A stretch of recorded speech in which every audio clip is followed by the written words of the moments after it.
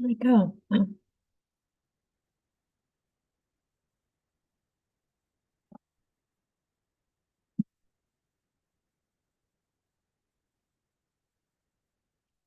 we go.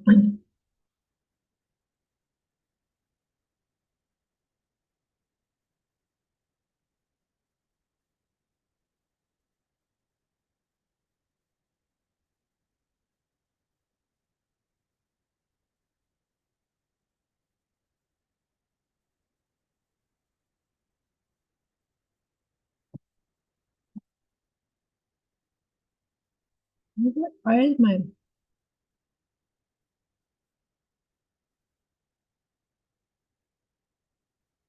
I feel like too much of the light is in here.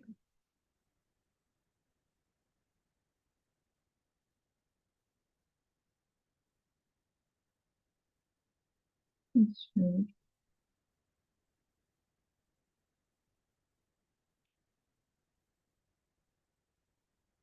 Okay, testing 1, 2, 3.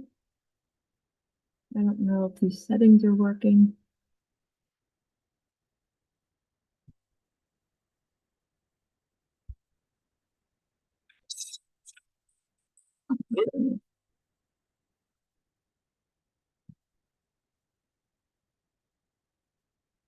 Okay. Audio.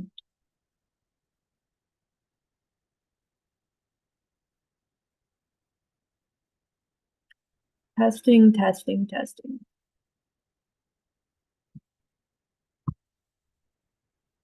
All right, YouTube people, I hope y'all can hear me.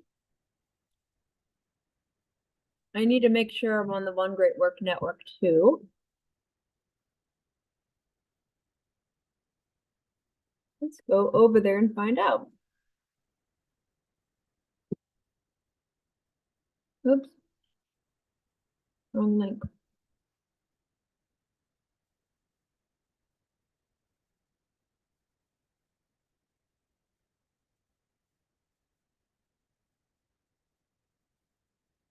Okay. Thank you for letting me know you can hear me. Awesome. I remind you of the Bengals. I feel like singing Manic Monday.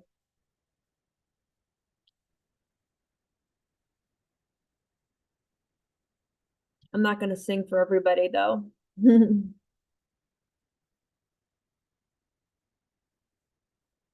Okay.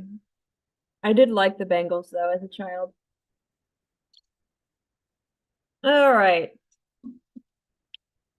Y'all, I'm still juicing. Getting my last juice in for the day.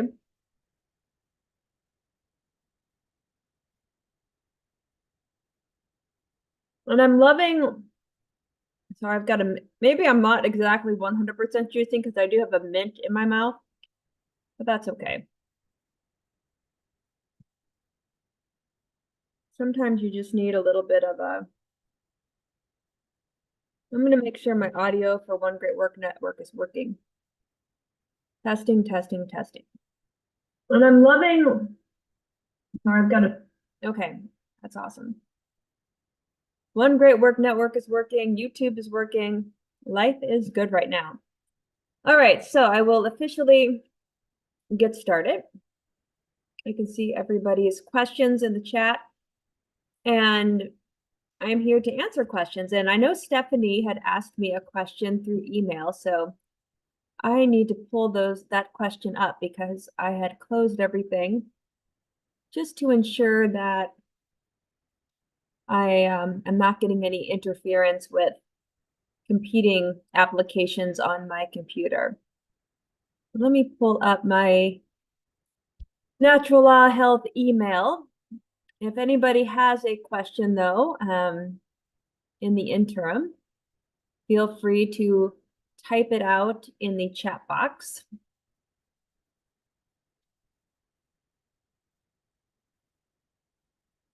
Okay, so I will start with Stephanie's question since she had emailed this to me a few days ago. And Stephanie, I do apologize. I have the email. I have not been able to investigate anything, so I'm just answering this off the cuff. Since I teach during the week, it's hard for me to do anything other than focusing on my students and my puppies and all of the other fun things. And I'm juice cleansing. So if any of you have ever been on an extended juice cleanse, you know just how much time you're spending in the kitchen preparing the juice. Let me actually put your email over here so that I can see the chat questions simultaneously. All right, so question number 1. Let's see, when is the latest we can send you questions by email? You know, if you get them in a couple of days beforehand, I think that's pretty good, just because I don't have time to check my emails every day. I do check with my clients when they email me. I try to, get in touch with them within a day or two, but I would say a few days notice would be recommended. So, question 1 is an advertisement sent to me by Stephanie regarding intracellular hydration. And maybe I can just share this with people.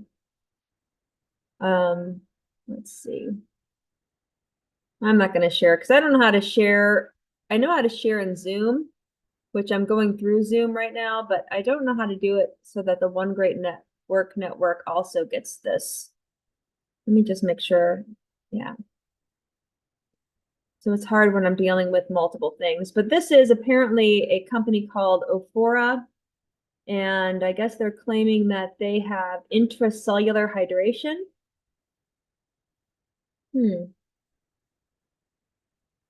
And let's see. It's a strategic edge fueling your cells for optimum performance and swift recovery. Let's see. I have not looked into their website. I apologize, but when they say intracellular hydration, I mean 2/3 of the water in our body is inside of the cells. 1/3 is outside of our cells in the extracellular fluids, the fluids bathing the cells of our organs and tissues, our blood plasma, lymphatic fluids. That the water found in those bodily fluids, that makes up 1/3 of our water. And then 2/3 of the water is inside of the cells. So water, in order to get it inside of the cells, I mean, there has to be an osmotic force pulling that water internally. So it's not just water. You also need to balance that with, electrolytes, with other osmotic properties of solutes dissolved in those bodily fluids. So whenever I see these claims that, this is, I guess they're saying it's nanopure, restructured, hyperoxygenated, and they've got all the good lingo.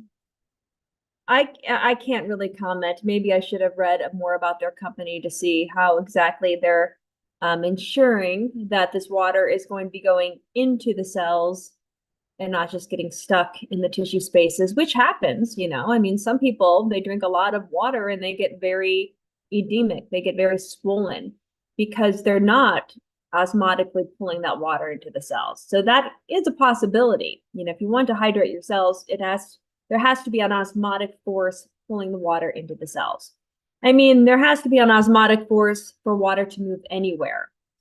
So, like tissues and organs, getting water in and out of the blood, it's all through osmosis. Osmosis is defined as the diffusion of water toward an area of higher solute concentration.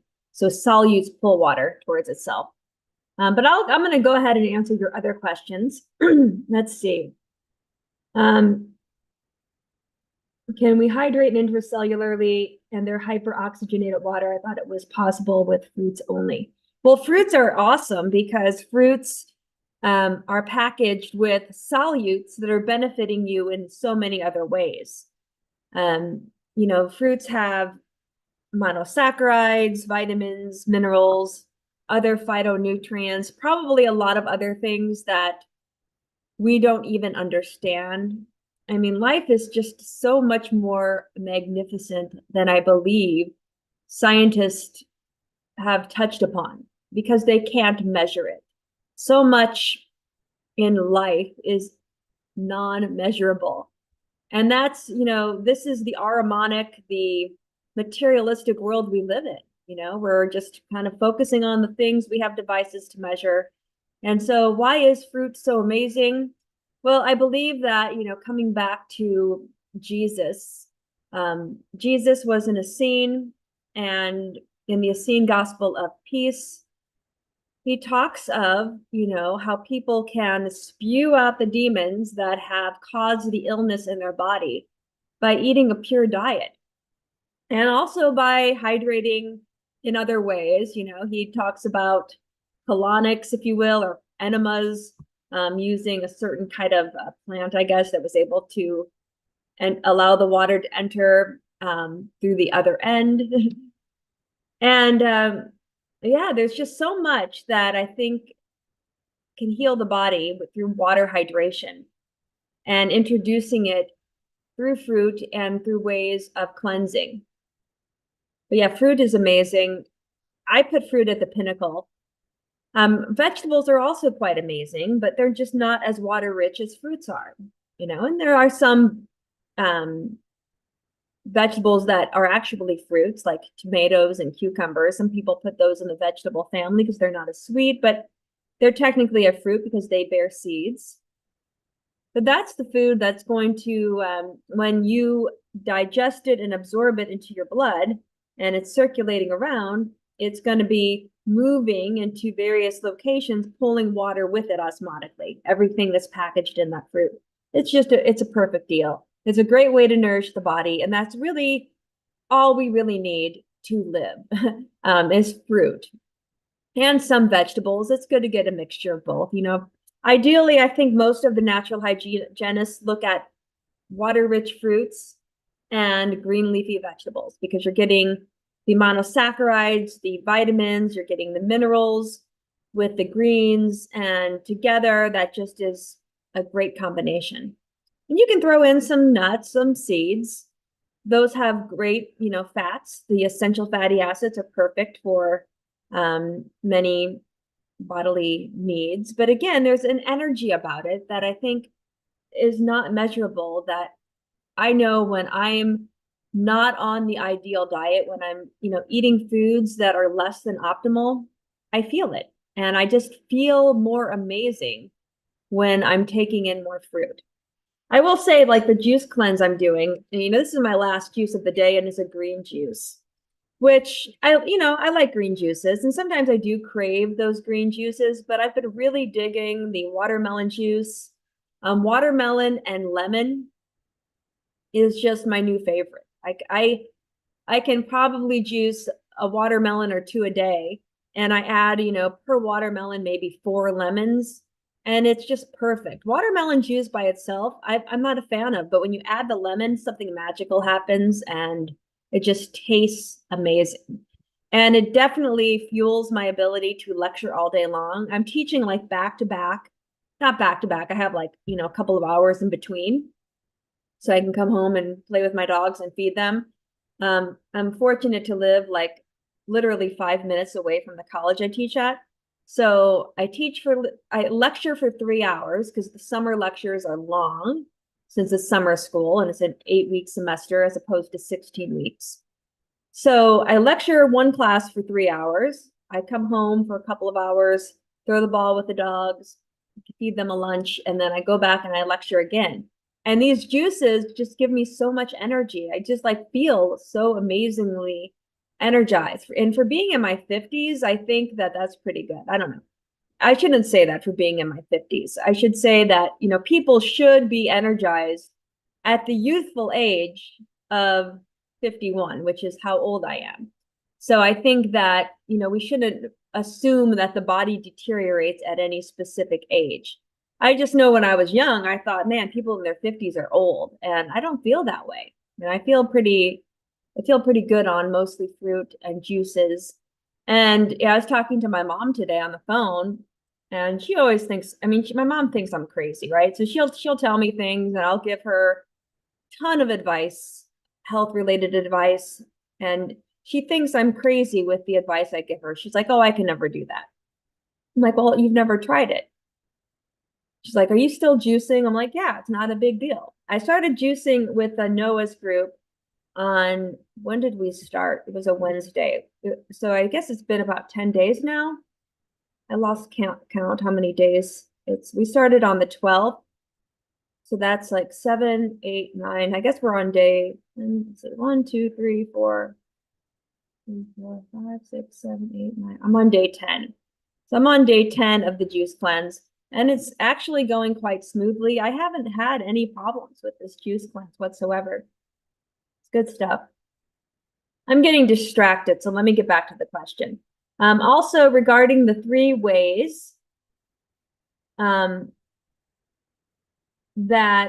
the body will, I guess, cool the inflammation that I had talked about last week, which I mentioned is something I learned from Dr. Morse: water, calcium, and cholesterol. What determines which of those 3 will help to, I guess, subdue the inflammation is what you're getting at. And I think, there are certain things that can affect which of those 3 might, coat an inflamed region. Cholesterol and calcium tend to like blood vessels. And that's why we get different types of plaquing inside of the lining of the blood vessel wall. So you can have, atherosclerosis, which is more of a cholesterol-based plaque. And then arteriosclerosis is more calcification. Sclerosis means hardening. So when either of these is kind of lining the inside wall of the blood vessels, and it kind of just gets right in between the endothelium. I don't know if my video on YouTube is going crazy, but it goes between the endothelium and the tunica media, which is smooth muscle. And it builds that up, and it makes the blood vessel not as pliable. So it's not going through its vasodilation, vasoconstriction as easily. And so it becomes harder. Sclerosis means hardening. And you don't want that to happen, obviously, because our blood vessels are incredibly dynamic. They have to divert blood flow to help our body adjust to different, physiological needs. So, when you need to get up and run, you need more blood flow to your legs. You need to dilate those blood vessels going down your legs so you can send more oxygen-rich blood and other nutrients to produce ATP. But you don't need as much blood flow going to your core, to your abdominal organs, so they constrict. But then when you're changing function, and now let's say you're sitting down for a meal, now you want more blood flow to your abdominal organs. And if you're just sitting and your legs aren't moving, those blood vessels traveling in that direction, they constrict. So the blood vessels are constantly changing to divert blood flow to meet your body's metabolic requirements. And if your blood vessels can't do that, if they can't constrict and dilate, and they're hardened, they don't move, that's what sclerosis is. That's hardening.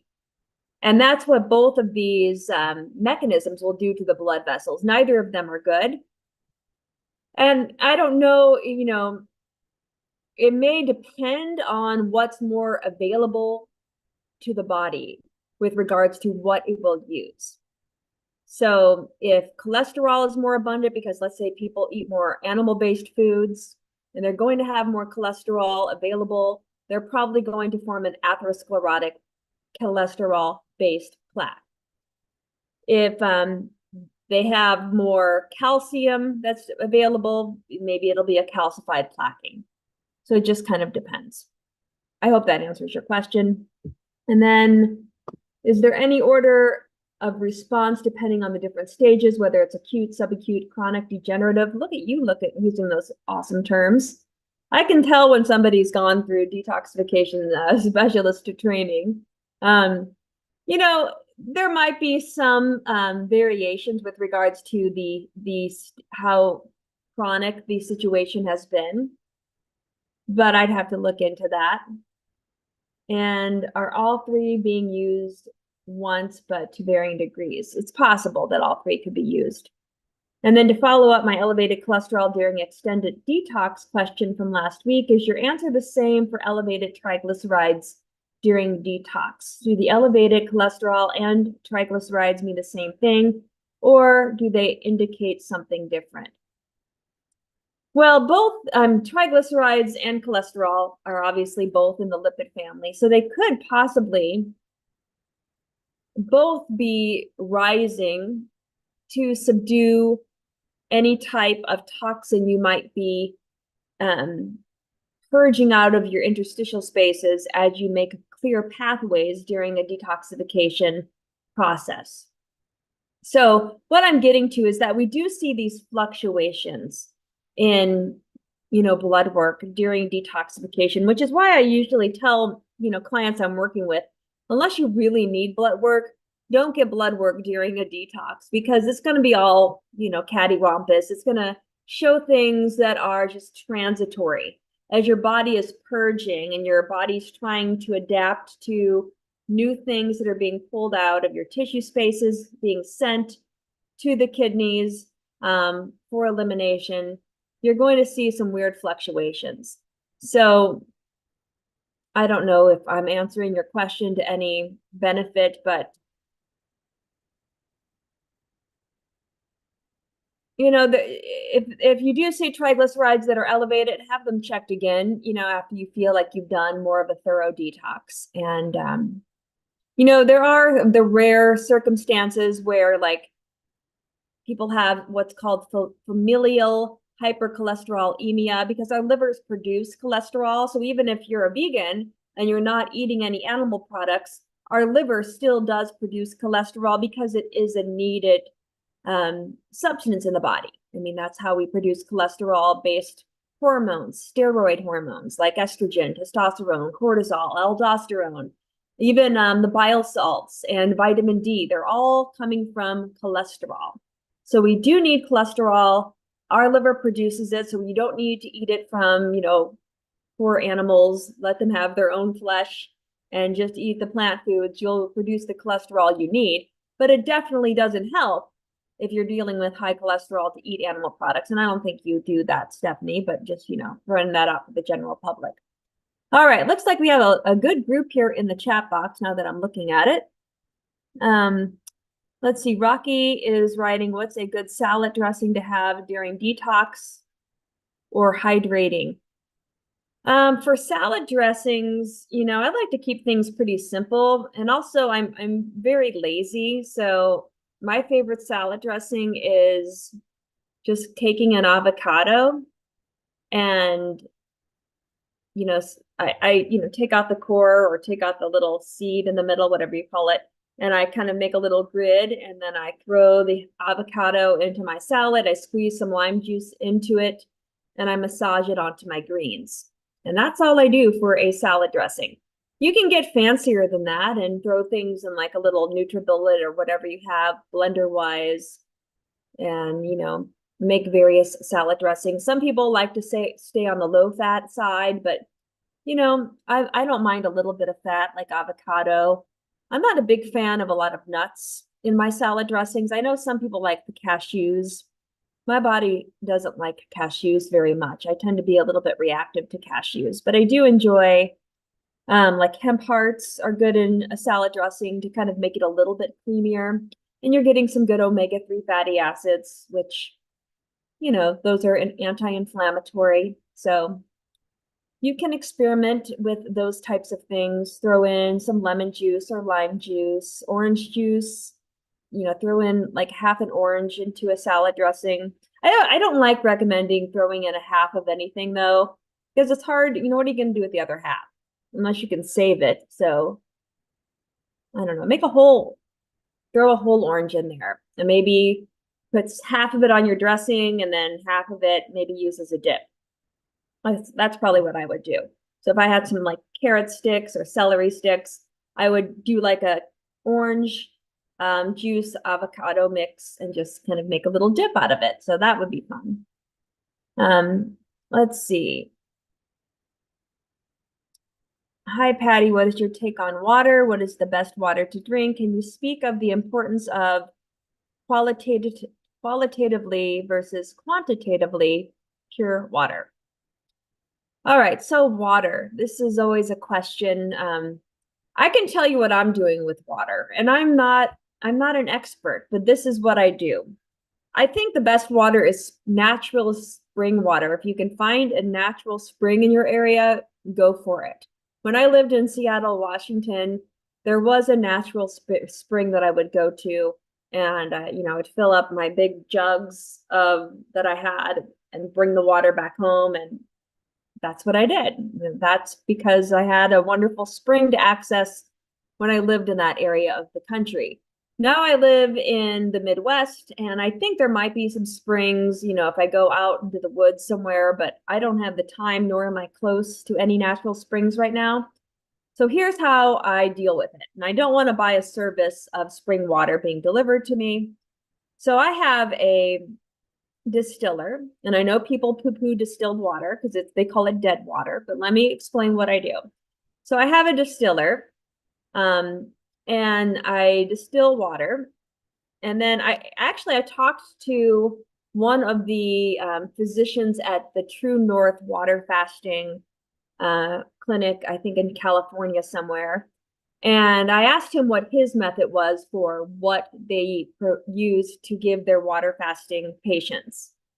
And he says that they do use a distiller, and then he puts it through kind of as a secondary type of filtration through another water filter. So I kind of follow that to double filter the water because it's basically water coming from the tap, and even though I think the city I live in, they claim that the water is good, you never know because who can trust any government, right?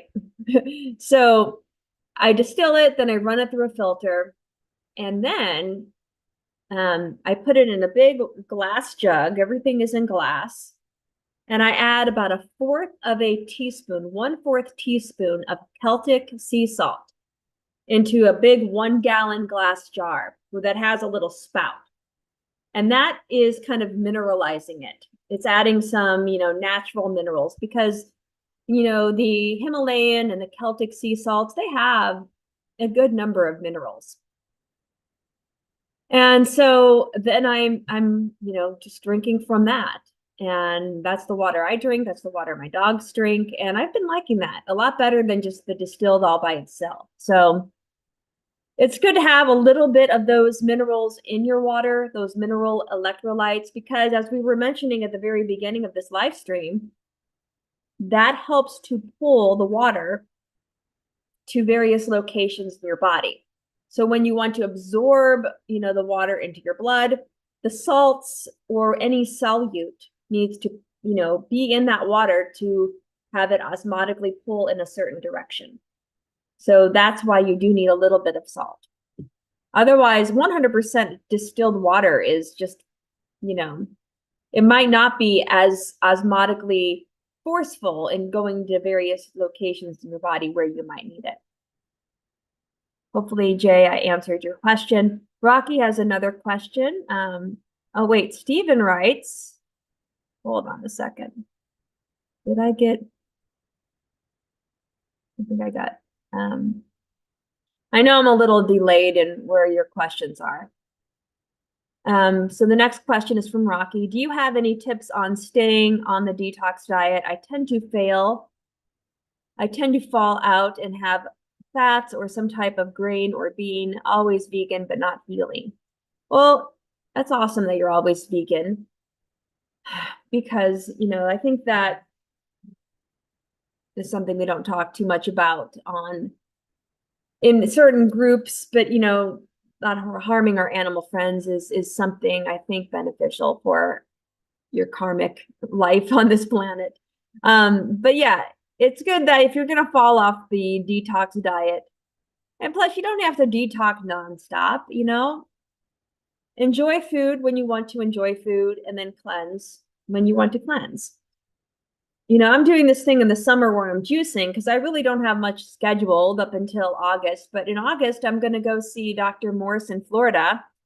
And sometimes I know Dr. Morris likes to go out to various restaurants. You know, he eats vegan as well, but I think they want to have like a fun night when I'm down there because it's been a while since I've seen everybody from the Dr. Morris group. So I'm going to enjoy the whatever restaurant I go to. So it's good to take breaks from always detoxifying. And, when I'm gathering with other people, that's really what the focus is, being with that group of people, feeling the group energy, connecting, sharing, all of that. That should be the focus. So I tend to eat more off the detox path, if you will, when I'm with friends and family. That's where I don't worry about it so much. But again, if I'm at a restaurant, I am going to request, all of the animal products be put to the side. That's my main concern because that's important to me karmically. But if you're really wanting to heal and you're having a hard time sticking with this, if you can, just get all of the crap food out of your kitchen, because when it's there, it's more easily accessible. So that's a good thing to do. If you live with other people that eat that kind of way, maybe ask if they can put their food in a different location so that you don't have to see it. But for me, what I found just juicing this time around, it's been so easy. And I don't know if it's because I'm so busy, but it's juicing is so easy. I mean, I just get work done and I just have my juice with me and I'm just constantly sipping on it. And so the only thing that you have to do is the prep work of, and I actually make juice every other day because Mondays and Wednesdays are my really, really long days. Tuesdays and Thursdays aren't as long. And then Friday, I kind of get a lot of grading done or I run errands. And I'm here with y'all. But it's just nice that if I have a couple of days worth of juice, I can just go to the fridge and grab it. So always having healthy food available, I think that's key. I know that I think last year I did like a 10-day juice cleanse and I had gotten sick and I don't know how I got sick and it could have been just a detox reaction, but I had like a fever and it could have also been, I mean, that was like very close to when my dog passed away. So I do not underestimate the power of emotional detoxification and the effects it can have on your physical health. I think I was just very drained. I was expecting him to pass, but emotionally, it's never easy to lose someone you love so dearly. And he was the sweetest dog. I mean, he's such a good dog. I know his soul is still here.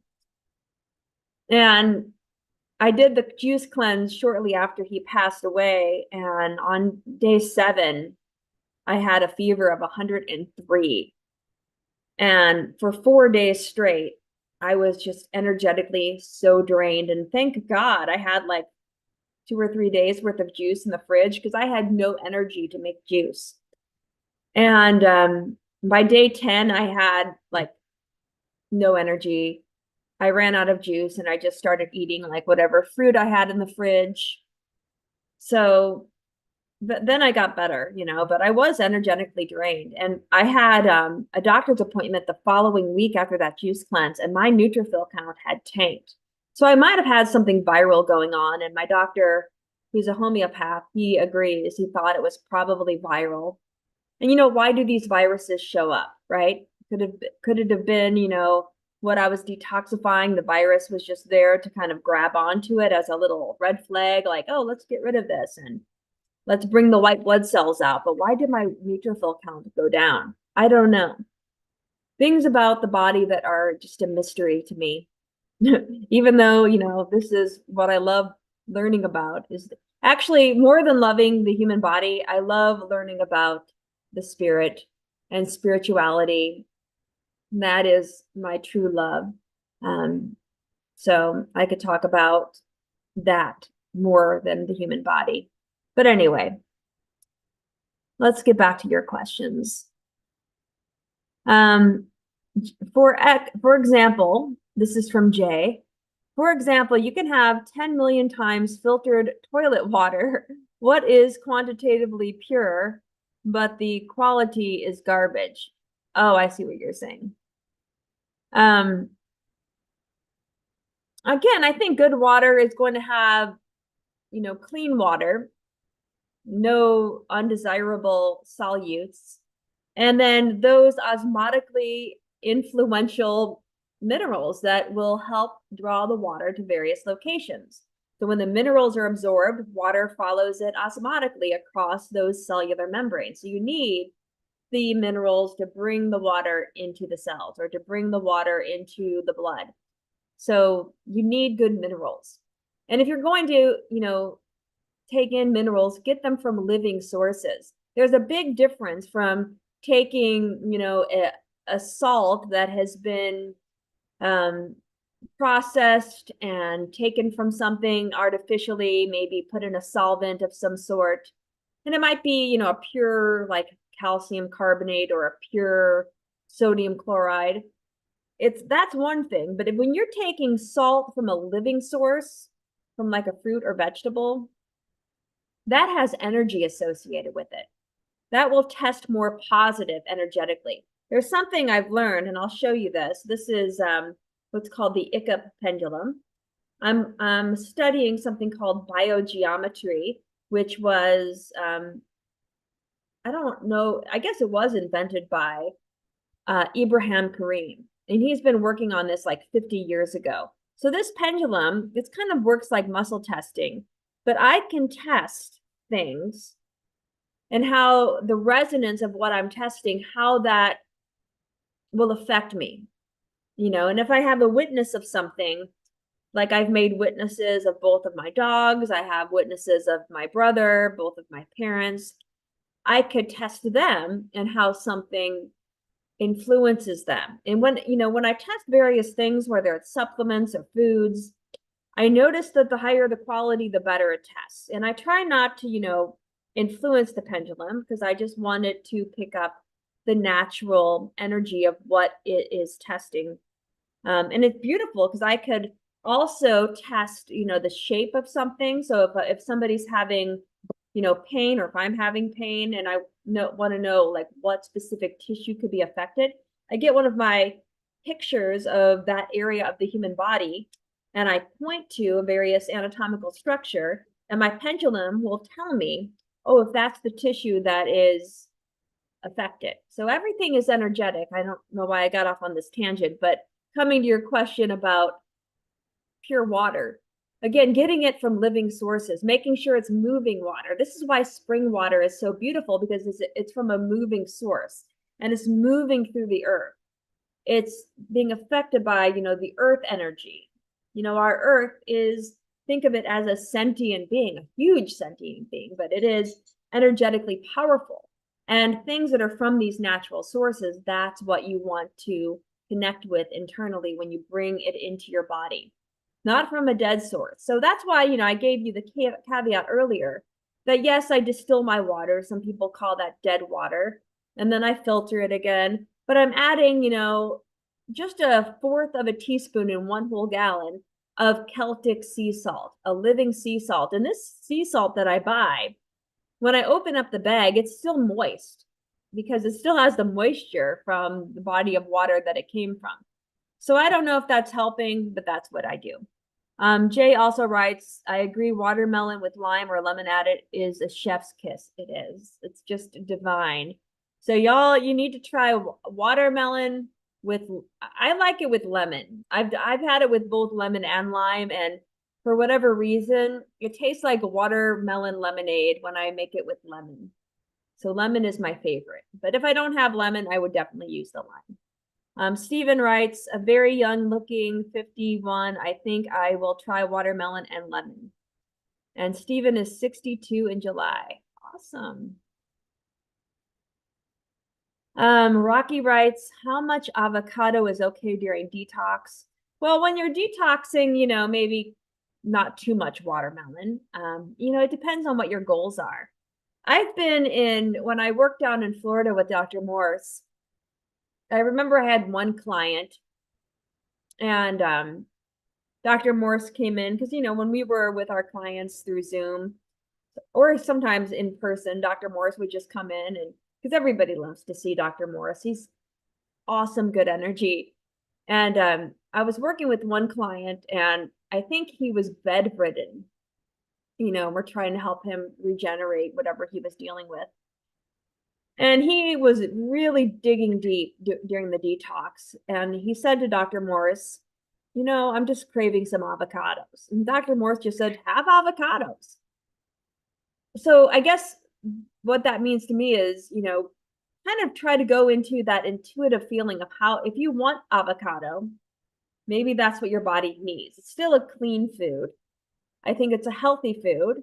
You know, so I typically have like an avocado a day when I'm just normally eating. And I would probably assume most people would think that my normal diet is like a detox diet because I'll eat like fruit during the morning and afternoon and then maybe have a big salad at dinner. That's kind of how I typically eat. And right now I'm just doing mostly juices. So I guess that's kind of detoxifying, you know, my normal diet because it's but fruit I could just eat that all day too. You know, it's easy for me to do. I love, you know, my a favorite dessert of mine, my favorite dessert is I get dates from Seven Hot Dates in California, the Bautista family. They've got the best dates from California, organic. And the Kadwari dates, they're like caramel. So I take these Kadwari dates, maybe like 5 of them, and I take a couple of apples and I slice them up and I take the date, removing the pit obviously, and I kind of mush it onto the apple. It's like eating caramel apple. I mean, this is the beauty of fruit. It's just so amazingly delicious. How humans have been diverted away from this lifestyle to eat junk that's killing them. You know, the powers that should not be that are manipulating the masses, you know, with their occult, esoteric, manipulative types of powers. They know how to make people sick and more easily controllable, right? So we need to get away from that. We need to go back to natural law. What is the ideal food for a man? And that's mostly, and women, it's mostly the water-rich fruits, the foods we are naturally attracted to. I don't know why I started talking about that. What was the last thing we talked about? Avocado. Avocados are good as well, though, right? Avocados are good. Okay. Where am I? I jumped ahead too far and now I lost where I left off. So how much avocado, Rocky? I would say maybe start with 1 a day. Some people limit avocado. I would never tell you to eat half an avocado. Like I said, it doesn't keep very well in the fridge. If you do just want a half an avocado though, what I do is when I put it away, I get like a lime or like a lemon, or not a lemon, a lime. I cut a lime in half and I'll squeeze some of the lime juice on it, and then I'll put that cut lime onto that avocado half, and it will keep it kind of fresh until the next day. And then I'll eat it because avocado gets kind of brown when you don't eat it right away. All right. Hi, Sarah. I throw in the whole items too. Awesome. Jay writes, that is what I think too, since every animal species drinks from the spring, but all the natural hygienists say you're drinking rocks and it has to be distilled. It's so frustrating. Well, yeah, distilled water, I mean, that was a big thing for a while. And it has, you know, some properties. I mean, people say it's dead water. But with that said, distilled water is really good at acting as a solvent, and it helps things become dissolved within it. So when you're detoxifying, some natural hygienists prefer the distilled water because it's going to be dissolving the solutes you're extracting from your bodily tissues. So you have to think the purpose of what you want to use the water for. If you're just trying to hydrate, then, you know, some water with minerals in it, like from a spring, is excellent for that. if you're trying to cleanse, like let's say you're doing a water fast, right? And water fasting, it's good to do it supervised if you're going to be doing it as an extended water fast because, you know, I think it's good to have somebody check up on you. You can have some pretty major healing crises. But distilled water during a water fast, I think, is typically what is recommended by the natural hygienists. But you know, there's some pretty smart natural hygienists out there. Sarah writes, we just use reverse osmosis. We had one installed at the sink. Cool. Yeah, reverse osmosis is very much like, you know, water distillation. Charlene is asking, does cholesterol coat your arteries so that you do not bleed internally? Due to the acidic foods. Well, the cholesterol, from my understanding, is that it's coating the blood vessels, the internal walls of the blood vessels, to really put out the fire of inflammation. Chronic inflammation, you know, because it hardens the vessels and it makes them sclerotic. That's what sclerosis means, hardening. It can cause, you know, tearing of the vessel and cause little microbleeds. So people get petechia, you know, the blood vessels that show in the legs and the skin more easily. I don't know if the cholesterol would be causing that per se, because that typically occurs in the smaller blood vessels, but the larger blood vessels, those are the ones, not the larger, but like, you know, the arteries as opposed to the capillaries, they're the ones that get coated with cholesterol.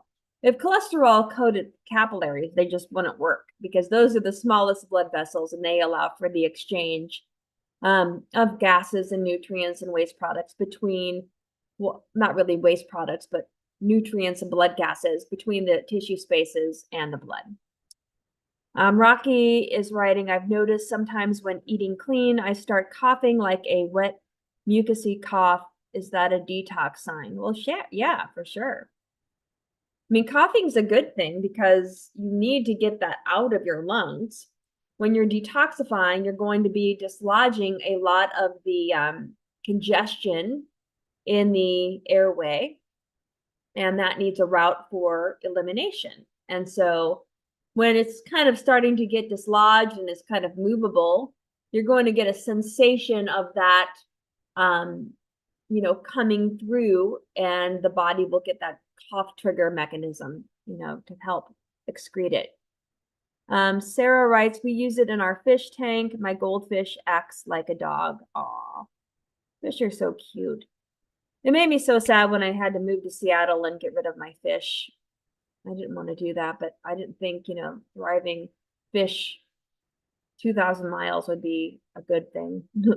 Rocky has a question. My friend's dog got cancer, and that was one of the first changes recommended to switch from RO or tap to spring water. Interesting. And you know, I have a homeopathic vet as well. And I was telling my vet that I had a water distiller. And she's like, oh, that's dead water. You should use spring water. So that's why I started adding the Celtic sea salt. My dogs, I can't tell if they like one or the other. They just drink water when they're thirsty. But they're getting now some minerals in their water. Let's see. Charlene drinks Essential. It's alkalizing and ionizing too. I don't know Essential. Is that like from a bottle? Rocky is writing, what are your thoughts on nitrogen water or structured water? I drink spring in a glass. I've never heard of nitrogen water. And then structured water, is that what they're calling these days? The H3O, you know, the water from living sources. I really don't have all the lingo down for the different types of water, but you know, water from living sources is kind of what we want to stick with. Stevens water comes from a 320-foot well. No wells within 1 mile. I'm in the country. My water is so good. I love drinking it. It seems to be a lot like spring water. You know, there are good things about well water. I find it funny that when I was when I taught in Illinois years ago, One of my coworkers, she had a well and she actually added fluoride to her well. And I'm like, you gotta be kidding. Why are you doing? I mean, that's the mind control people are under by the governmental powers that should not be forces telling you that you need to add fluoride, a poison to your water because it's good for your teeth. Let me make sure. Oh, that was not my producer. Okay. I hope you and Dr. Morris make videos. I love him. He loves Indian food. I know he does love Indian food. So we might go to an Indian restaurant. I don't know. There was a restaurant, I think, because he moved offices and he may have moved by the Indian restaurant. I think that's where his office is. But I haven't had Indian food. When was the last time I ate Indian food? It's been like years. Because I don't go to restaurants. My body might go into shock if I eat at a restaurant. I guess that's wrong. I went to some kind of Mexican restaurant for Mother's Day. And I think I got veggie fajitas. I didn't feel good afterwards though, because I think they use so much salt. Oh, sorry. Oh, Draki says I juice too. The longest I've done is 7 days. I've tried doing some juicing lately and I feel kind of shaky. Does that mean I'm not drinking enough? Well, if you're juicing, you definitely need to get in enough juice. So, I drink like a minimum of a gallon of juice a day. So you have to get the calories in, or as Noah, who's running the juice cleanse that I'm a part of, she calls them energy units. I like that term a little bit better. You have to get enough energy units into your body so that you can fuel the process of helping your body detoxify. So if you're not getting that in, your body, which needs energy to purge, isn't going to be able to purge correctly. And you're going to have this uneasy feeling where it's like you want to eliminate, but you don't have the energy to do so. So that makes you feel shaky and not balanced. So it definitely is something you want to make sure you're getting enough of, especially I would say during the first couple of weeks of juice cleansing, because that's when we tend to dump the most kind of congestion out into the pathways of elimination. Because your body, it's holding on to all of this junk and it's just waiting. It's waiting for you to have or to give it an opportunity to release. And if you're not, lightening your diet and hydrating yourself with, really good water from fruits and vegetables, maybe just eating them whole or in a juiced form or a smoothie form, then your body, when you're adding more and more congestive material into your tissue spaces, you don't allow for that path of elimination. So give yourself enough energy units. Make sure you're drinking at least a gallon a day.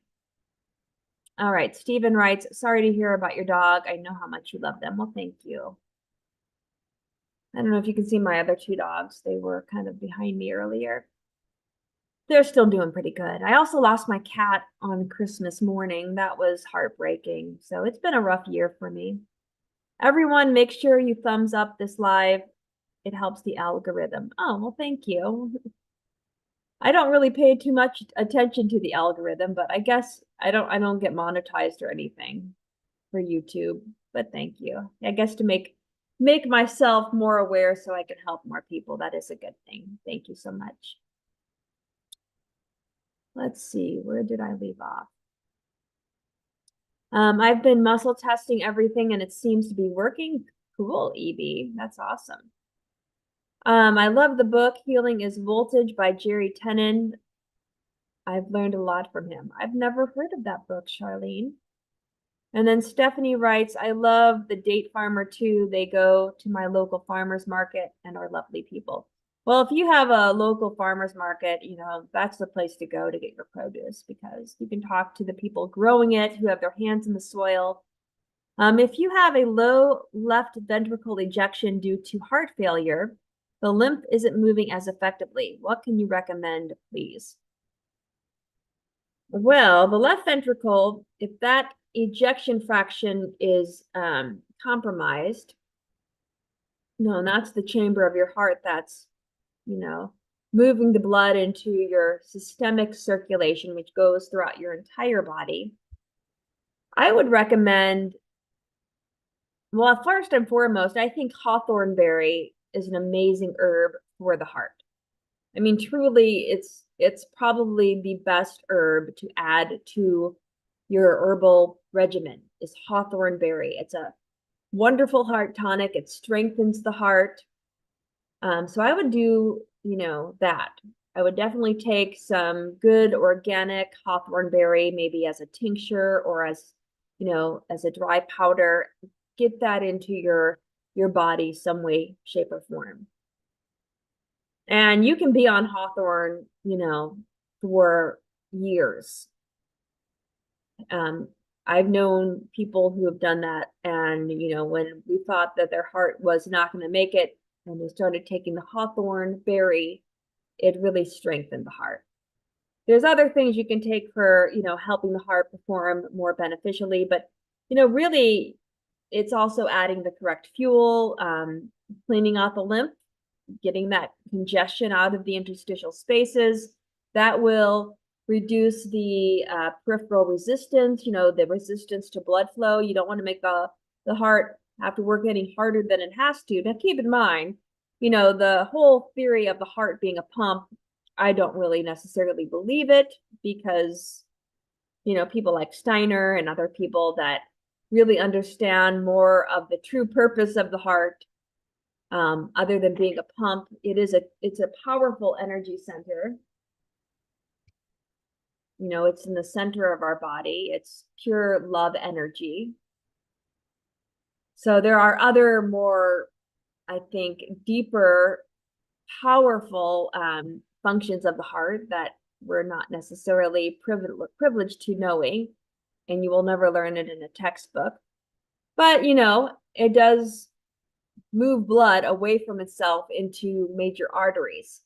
Some other cool things about the ventricle tissue, in particular, the ventricles are lined with a bumpy membrane called trabeculae carneae, and each little groove in that trabeculae carneae is thought to be, when it interacts with the blood, it's meant to kind of add energy to the blood for a certain destination. It's very cool when you get into this stuff. I don't know. I'm not going to go off on a tangent, but long story short, add hawthorn berry before I start getting into my esoteric love of talking about different organs in the human body. All right, where did I leave off here? Charlene writes, I read somewhere that lemons are the only fruit that spins the opposite way compared to other fruit. Interesting. Interesting. And then the date people. Thank you, Tad. Tad is here. The date people are also amazing. I go to 7 Hot Dates. So yeah, I think I have ordered from the date people in addition to 7 Hot Dates though. Both of them are great. Organic dates are the best. And my favorite is the Kadwari date. Khadrawry, I think is the spelling. It's just so gooey, caramely, and yummy. It's just sweet. Everybody thinks medjool dates are the best. I think Kadwari dates are the best. Charlene is asking, do you know about Antoine Béchamp and his work? I have heard of him. Isn't he the germ theory guy? If I'm not mistaken, it's been a while since I've looked at his work. So if you can let me know, Charlene. I think he might be the germ theory guy, like opposing the germ theory. Because the germ theory is a lot like the genetic theory of, how people are controlled by medicine. Tad writes, be careful with Celtic sea salt as it has high levels of microplastics. Baja Gold or Redmond's real salt is better if one wants to use salt. Well, thank you for that, Tad. I've never heard of Baja Gold. I'll have to look into that. I think I've heard of Redmond's, but I will definitely take that into consideration. Stephanie's writing, does fluoride get absorbed via the skin? I've read it's only absorbed via ingestion in the gut. Well, the skin, the epidermis of our skin, you've got several layers of dead keratinite cells, keratinocytes, that are pretty protective, but some things can get absorbed through the skin. Probably not a lot, if anything. I would imagine not a lot of fluoride can get absorbed through the skin. I'm taking and making hawthorn berry. Awesome. You're making it yourself. That's perfect. That is perfect. And then Sarah writes, my husband and I discovered that my lymphatic system is damaged due to medications. I cause severe spasm pain issues. We found out that the plant butcher's broom helps a lot. It does other stuff as well. Yeah, butcher's broom is wonderful. I need to look at its properties again. I mean, I do have many herbal books, and a lot of times I have to look things up because I don't have every single herb memorized. But if it's working for you, I think that's amazing. I think Dr. Morse has butcher's broom in some of his formulas as well. But I do think herbal medicine is just beautiful in what it can do to help people. EB agrees the heart's not a pump. And let's see. Charlene wrote, yes, Patty. Oh, about Antoine Béchamp. Yeah. So if that's the same Antoine Béchamp, I have looked into his work about, the different morphological changes of what we call germs and how the germ theory is pretty false. It's pretty interesting that he has a cellular theory too. Yeah, you're right. Pasteur is the germ theory guy. Béchamp is going against the germ theory. A person that I've learned a lot of this from is, oh gosh, I'm drawing a blank on his name. He wrote the book, he wrote a book on the heart. Why can't I think of his name? He's an anthroposophical medical doctor. He lost his license, but he's written several books. Excuse me. Let me get some water.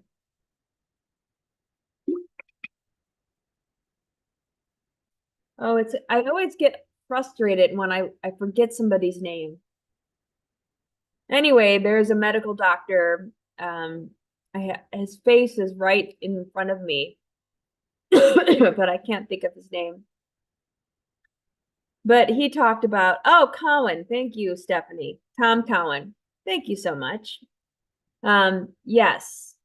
Tom Cowan talks a lot about the quote unquote germ theory and, the counter theory to that theory.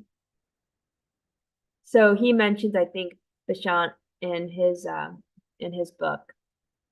Charlene writes, everything is its terrain and not the germ. Oh, yeah, I 100% agree. I mean, bacteria are our little helpers. They're not there to harm us. They show up because they're helping us clean the interstitial congestion in our tissue spaces. We invite them there. They're just doing their job. And I think it's very sad that we take these little beings that are trying to help us and we kill them with antibiotics that not only kill our little helpers, but they also have a lot of side effects and make us even more sick. So, the body heals amazingly. If there would be anything that I would take, if I was feeling a lot of distressing symptoms, it would probably be, other than herbs to try to clean out the interstitial congestion. I would take a homeopathic remedy. I'm a big fan of homeopathy. I think that homeopathy is really hard in many cases, which is why, I know many very wise people like Dr. Morse that aren't big fans of homeopathy because sometimes it doesn't work if you don't pick the right remedy. But if you're working with a really good homeopath, or if you've been very well trained in homeopathy, you can pick the right one and it can do amazing things. I have, again, a couple of homeopaths I work with, 3 different homeopaths I work with, actually. My personal primary care physician is an anthroposophical medical doctor, but also a homeopath. I go to a homeopath outside of him that is like, you know, the owner of homeopathy.com. His name is Dr. Rudy Versboer. He has got me on this Heilkunst timeline therapy, which is really just using homeopathy to clean a lot of the emotional junk. And I've noticed amazing shifts working with him. I mean, I've literally changed within the past year and a half since I've started working with him. It's helping me clear my karma. So when you use very high potencies of homeopathic remedies and you use them in a sequential order, going from the most recent issues all the way to your birth and even, you know, before your birth, you can clear a lot of the karma. And I think that's important. And then I go to a homeopath for my dogs. And so to make a long story short, my dog Francis was really sick in the beginning of May. I mean, he had a really high fever. And this is a dog that's hyper and crazy. And when he didn't want to do anything, I knew something was wrong. I called the vet. She's up in Seattle. She told me to take his temperature. It was really high. And I knew that I needed to help him heal naturally. I wasn't going to take him to the emergency room vet where they were going to poke him and prod him and probably throw antibiotics and other chemicals in him.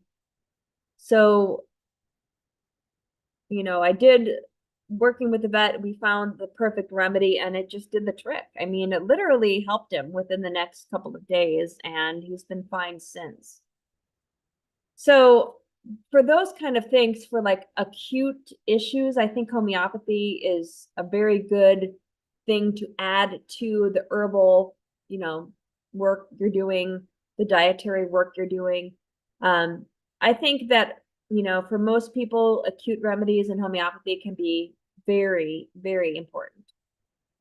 You know, like if you have a really, and I'm not saying this is what I gave to my dog, he had a different remedy, but like belladonna for really high fevers, like in babies, it can really bring that fever to a place where it's not so aggravating for that little baby, right? Because fevers, first and foremost, are beneficial.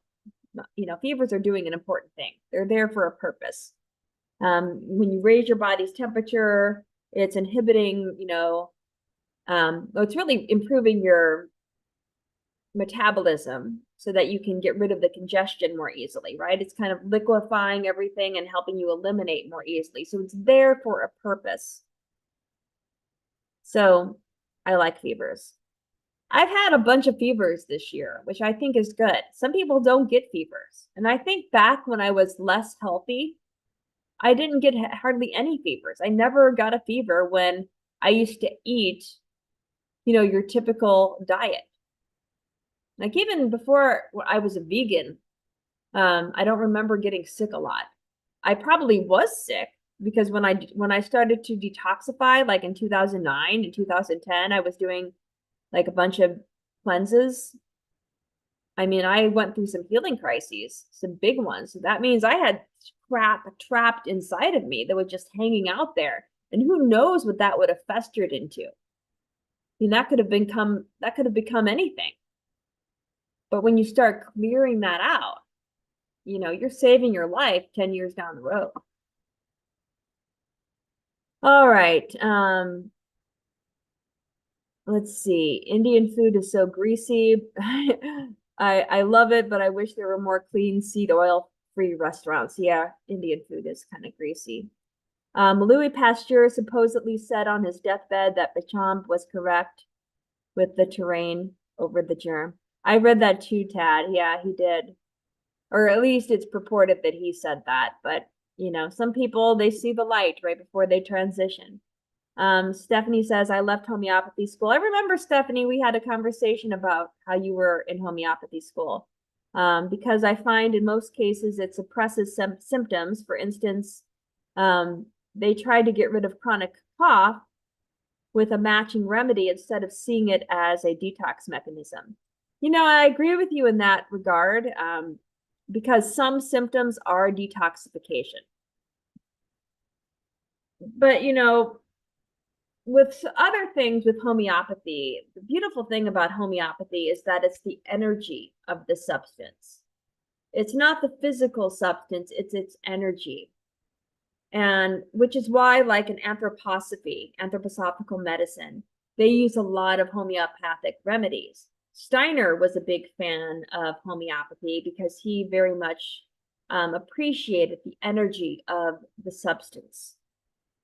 You know, because Steiner, being a clairvoyant, he could see the energetic bodies beyond the physical body. So he could see like the etheric, the astral, so on and so forth.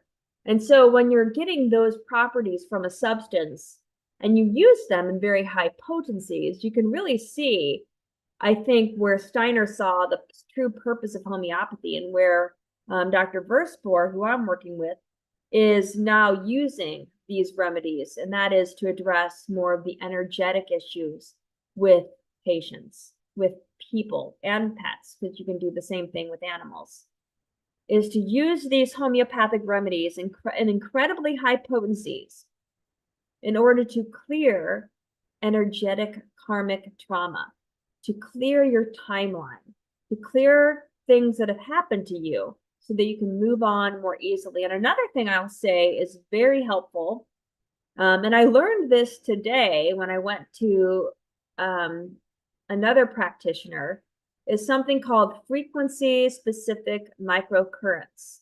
It's called FSM therapy. And this is also kind of on that energetic spectrum where it's adding very high frequency energy into a tissue to kind of, like, you know, with waves that can cancel each other out. It can cancel the wave signaling of a damaged tissue or damaged structure in the body, but it can also work again on the emotional level.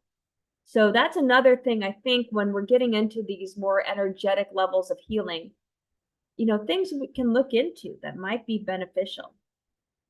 Anyway, I'm going off on tangents.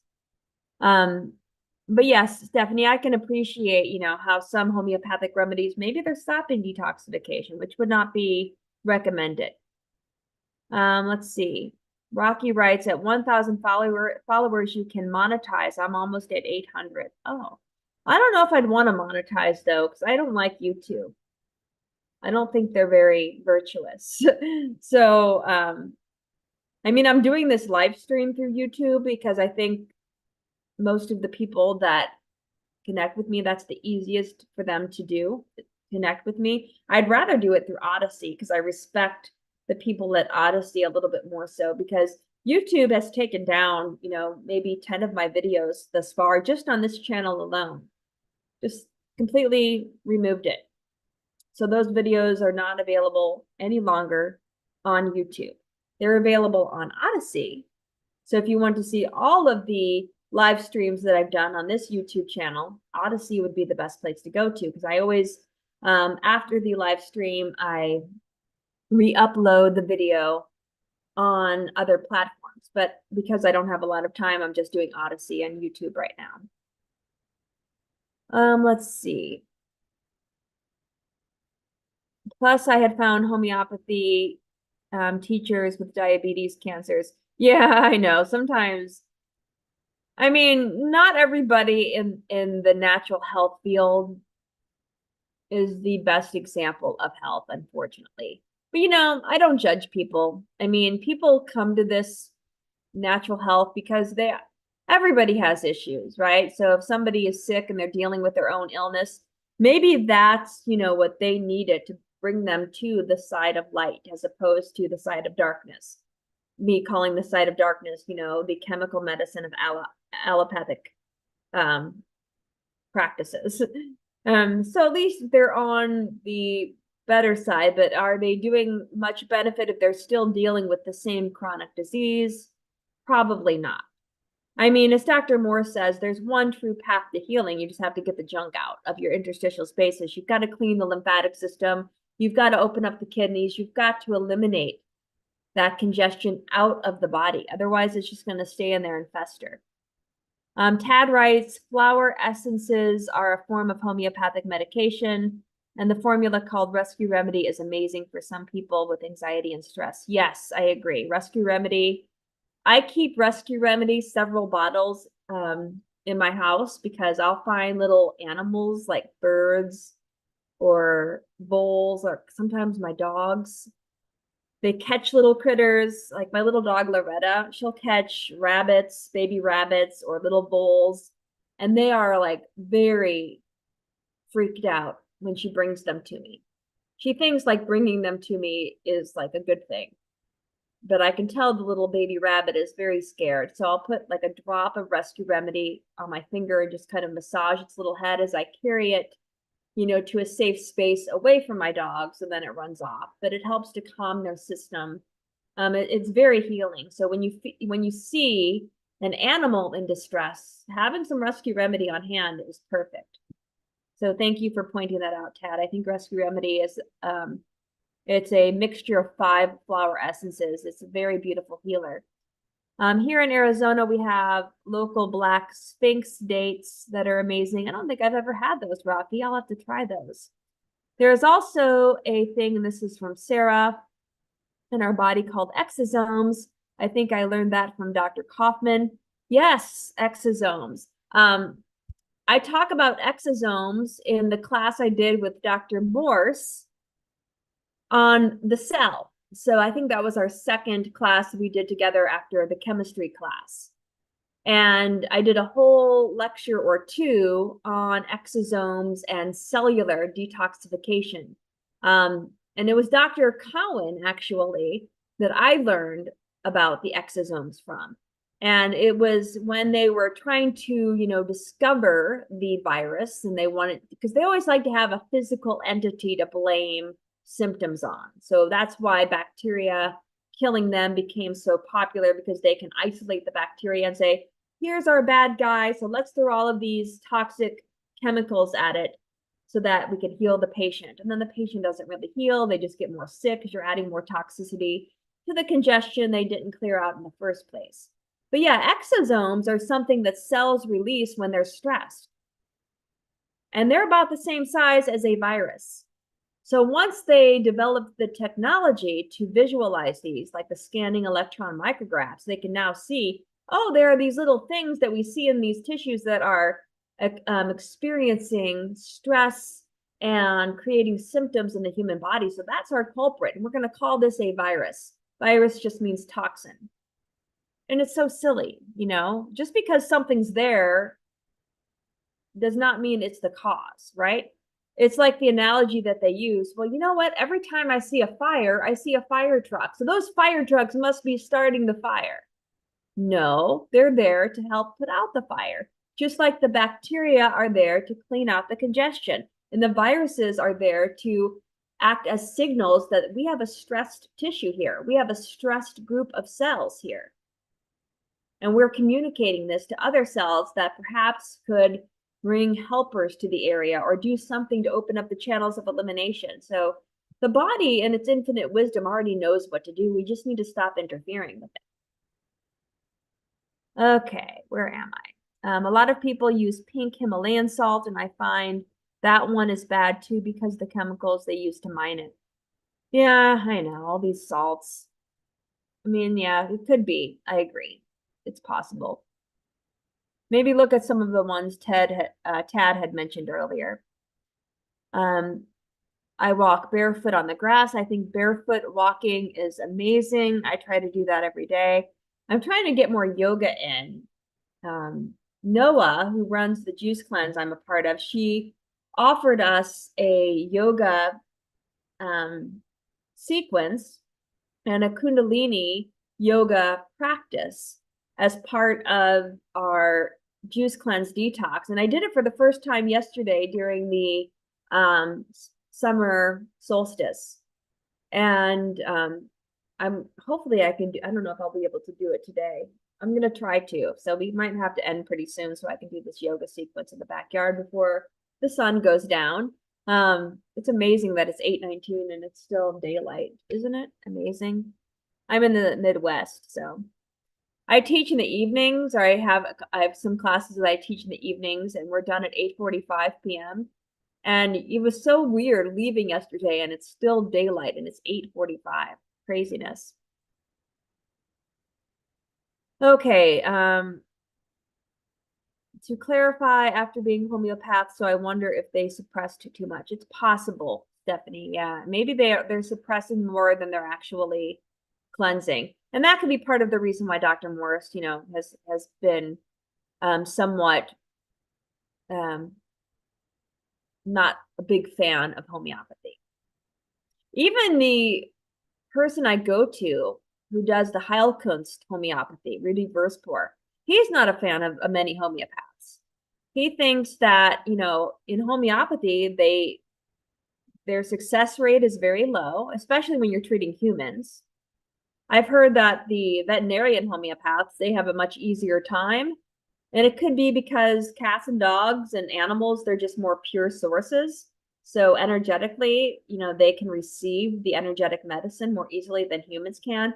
Humans are very complicated creatures. So you have to have a very, wise homeopath to pick the right remedy exactly. And you have to look at the intention for picking that remedy. Are you doing it just to suppress, like Stephanie is mentioning, or are you doing it to help really truly heal? And you're healing it at the energetic level. You're not just doing it at the physical level always. Because everything is energy, is kind of the take-home message here. What are your books on health and spirituality? What are your gay books on health? Health and spirituality, I like anything by Rudolf Steiner, I would say, as far as spirituality is concerned. I would say How to Know Higher Worlds is like an amazing book by Rudolf Steiner. Any of his Rosicrucian teachings would be good. He's got a lot out there. For health, I think Dr. Morris's Detox Miracle Source book is a great health book. He goes into a lot of great things. So I would say Steiner and Dr. Morris.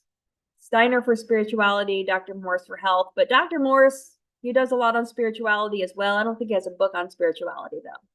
But if you watch his YouTube channel, which they took down, of course, another reason why I do not like YouTube, they took all of Dr. Morris's videos away, which I think is a crime against humanity.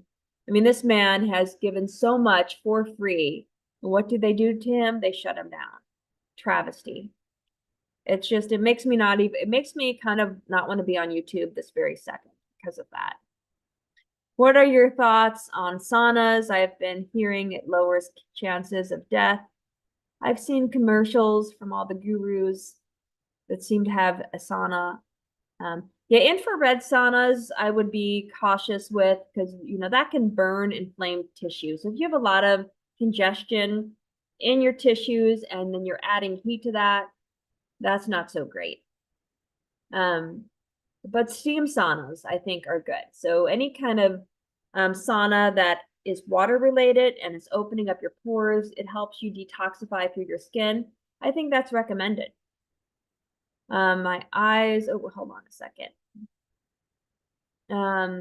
Is there ever a situation in which you'd use antibiotics? No. I've not seen good things with antibiotics. I mean, I probably would steer clear from them. I think my dad was put on an antibiotic, and this was like 6 or 7 years ago, and it started giving him very, very bad symptoms. And I'm like, right off the bat, he didn't tell me he went on the antibiotic, right? Because a lot of times my parents, they hold things back from me because they know kind of my perspective. And if they want to go with something their doctor's telling them to do that doesn't align with nature, they refrain from telling that to me, which it pisses me off. But my dad has learned the lesson, and now he consults with me on all of these things because I can guide him more easily. I think this was back when I first moved back to the Midwest because I was living away from my parents for many years. I lived in Illinois, I lived in Arizona, then Illinois, then Seattle, Washington. I was all over the country before I came back to Missouri, where I currently live. And yeah, and now that I'm closer with my mom and dad, they share more with me, fortunately. Although my dad's more on board with me than my mom is. My mom still can kind of keep things from me. Rocky says, my eyes are darker blue. Should they be lighter?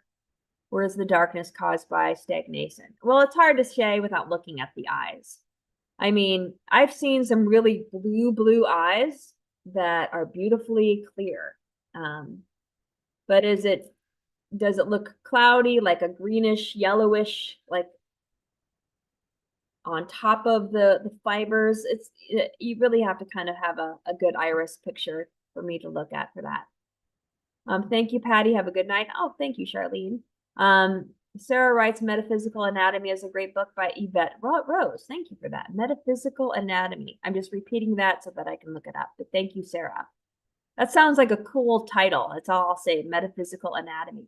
I'll tell you the one book when I was in medical school that helped me walk to the side of light and getting out of the side of darkness was Carolyn Mace's Anatomy of the Spirit. That was the very first book I read after deciding to leave allopathic medicine. Anatomy of the Spirit. I still have the book in my bookshelf. It's got tape on the outside because I've gone through those pages so many times and, started to break down. I should get a brand new copy, but that's a great book too. But Metaphysical Anatomy, I'll check it out. My homeopath, he gave me some of his courses on dynamic physiology because he's really big into Steiner. And that's a fascinating study, dynamic physiology. He gets into the true spiritual essence of how the body works. And it kind of goes along the same lines of, the heart is not a pump, the heart is an energy center, what truly moves the blood through the blood vessels. I mean, there's evidence of blood moving in the blood vessels before the heart is even formed embryologically. So it's all fascinating. Tad is writing, same with Dr. Sebi, blamed the cause of disease on mucus when mucus is just an alkaline buffering agent that helps protect the cells. It's only when the mucus gets overwhelming that it can cause a problem. Yeah, and Dr. Morse will talk about that. That's why he likes things like lobelia as an herb, because lobelia will help kind of create that, puking reflex, which can also help clear a lot of mucus. So that can be very helpful when people detox so much and it's pulling so much mucus out that it can start to, cause mucus that, can interfere with breathing and, getting the air in and out. So you got to clear the mucus out. So lobelia is great for that. But yeah, thanks for sharing that about Dr. Sebi. And then Rocky writes, I know I've been watching Dr. Morse for 12 years and only found him on YouTube. It's disgusting that they took him down. Yes, I agree. Sarah writes, speaking from experience, antibiotics are corrosive. Thank you for sharing that, Sarah. They are corrosive. Long-term side effects. Yeah, I've not seen anything good from antibiotics. And that's probably going to get this video flagged, but, I will save a copy of this video and post it on Odyssey. So if you can't find it, go to Odyssey. It's crazy you're a teacher and your parents don't listen to you. Oh no. Well, keep in mind that in their eyes, I'm still that little 10-year-old girl with pigtails that, is doing flips off the tree because I was a former gymnast. So they still see me as like this crazy little kid. That is what cystic fibrosis' main problem is, a hyperproduction of mucus. Yeah. So look into lobelia. That might be something, Sarah, that might be helpful as maybe an emergency go-to. Another person they took off of YouTube, I mean, Dr. Christopher died a long time ago, but I think Dr. Christopher's son posted a bunch of the old videos that he had given on herbal medicine and the healing that he has seen using herbs. And these were amazing videos, and they took all of that down. I can't find them anymore, and it pisses me off that I did not, download that or found a way to save that, because now that's gone forever. And those were great resources that I really enjoyed learning from Dr. Christopher. I know Dr. Christopher is someone that Dr. Morris really likes as well. Oh, thank you, Stephanie. Well, I'm probably gonna have to call it a night because I want to try to do a little yoga practice before I go to bed. So thank you all for being here this evening. I appreciate you all. Thank you for coming to this live stream. And I want to add, if you all can, go to Mark Passio's What on Earth is Happening website and watch some of the free long version seminars he has posted. I just finished watching the Two Masks, Same Face presentation on the Nazi and communist kind of control mechanisms that are going on in the world, that are still going on to this day and have been going on, you know, in recent history. And he does an amazing presentation of that. So he focuses on foundational issues because we need to divert this, you know, path of destruction that humanity is on right now. We need to save ourselves from government. Government is slavery, everyone. So please remember that. Because it's not just about health. You know, it's great to heal our body, but we have to heal humanity and our planet and shift out of this mindset of self-destruction. Because if the powers that should not be maintain their level of control, it's just going to be more antibiotics, more fluoride in the water, more, you know, eliminating life, eliminating the people that they consider to be less desirable, turning, you know, most people into just, you know, slaves that will keep the elite, who they think are the elite, you know, in power. Anyway, that's all I'm going to talk about. But yeah, support Mark Passio's work. He is just an amazing person and has taught me so much. And I just want to honor everything he has done, because every time I watch one of his long form presentations, I just think to myself, what a resource he is. I have learned so much from him. So thank you, Mark Passio. Thank you, Dr. Morris. Thank you to all of my teachers. I honor you. And I honor all of the people that come here and share their questions and help us all learn about, you know, the human experience. So I will see you all next week. Thank you. Bye.